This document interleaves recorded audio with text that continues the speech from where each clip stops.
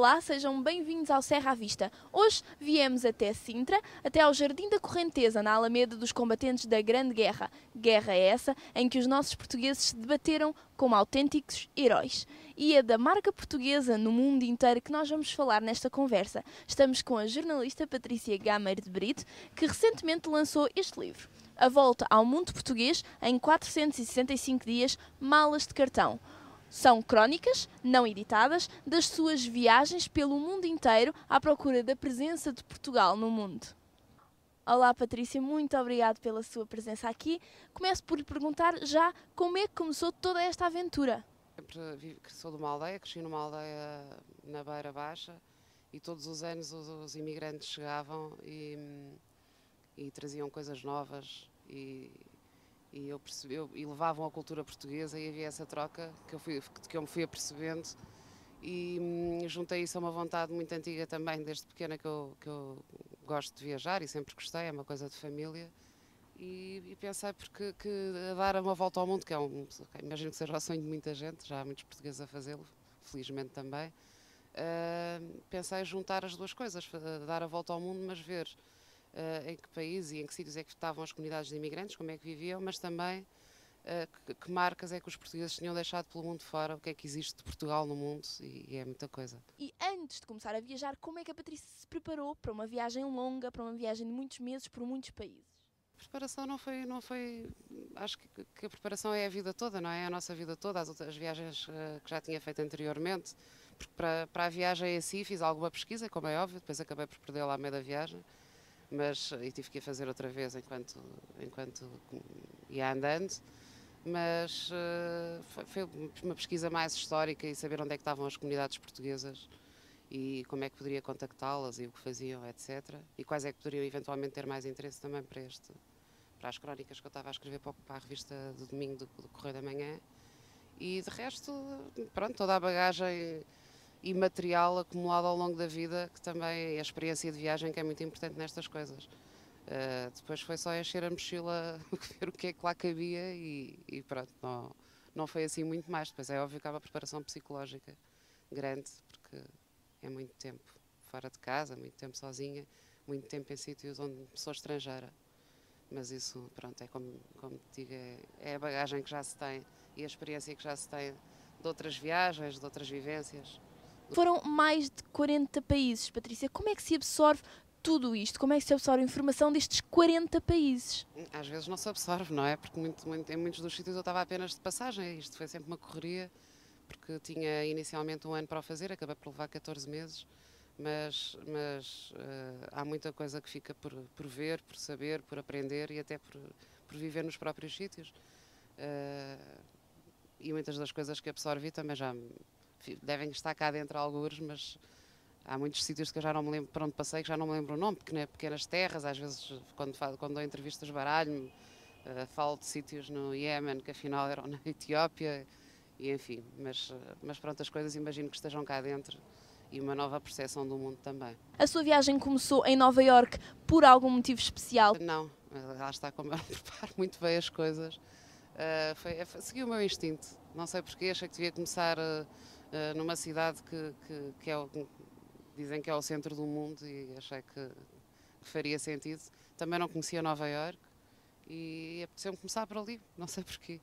Mas foi uma coisa instintiva. Quando olhava para o planisfério, achava que a volta tinha que ser por ali. Tinha que começar na América do Norte, descer e depois fazê-la no sentido inverso ao dos ponteiros do relógio. E antes de começar a viajar, como é que a Patrícia se preparou para uma viagem longa, para uma viagem de muitos meses por muitos países? Acho que nunca preparei países. Ia andando e ia deixando que as coisas que vinham ter comigo também fossem importantes nesta viagem. Nunca havia sítios onde eu sabia que tinha a ir, obviamente, por causa das comunidades, por causa da presença histórica portuguesa, mas nunca houve assim grande preparação. Eu sou um bocadinho deixa ver, vou andando e deixa-me ir e depois logo se vê como é que volta ou o que é que acontece quando lá chegar.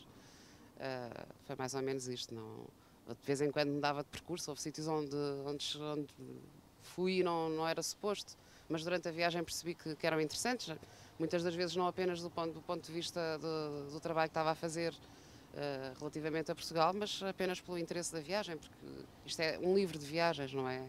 Um livro de viagens cujo mote é a presença portuguesa no mundo, mas continua a ser um livro de viagens. E como é que a Patrícia conseguiu lidar com a mistura de sentimentos, o turbilhão de emoções que sentiu em relação a tudo aquilo que viu nos países por onde andou? A primeira coisa que uma pessoa que faz uma viagem destas pensa é na ampla liberdade que se tem, não é?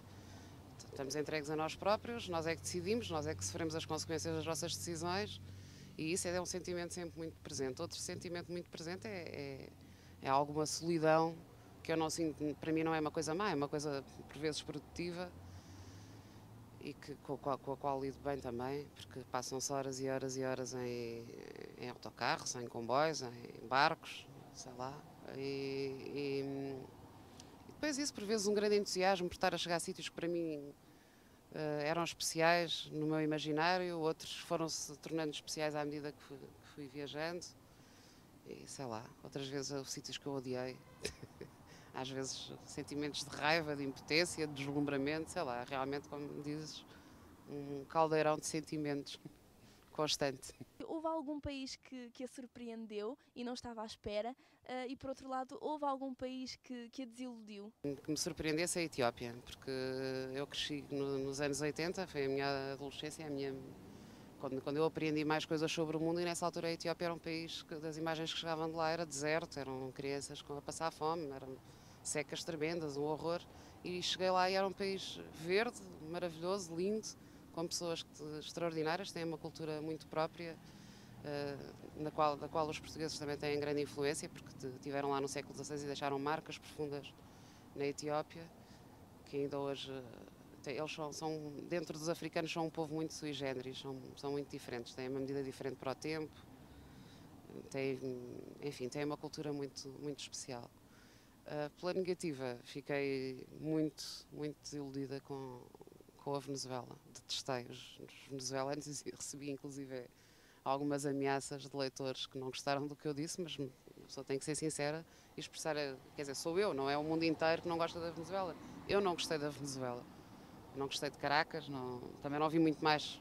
Tive 3 dias e fugi a 7 pés. E se calhar foi o país que mais me desiludiu, porque estava à espera de encontrar outras coisas. E ao longo de 14 meses de viagem, quais é que foram as maiores dificuldades que a Patrícia sentiu?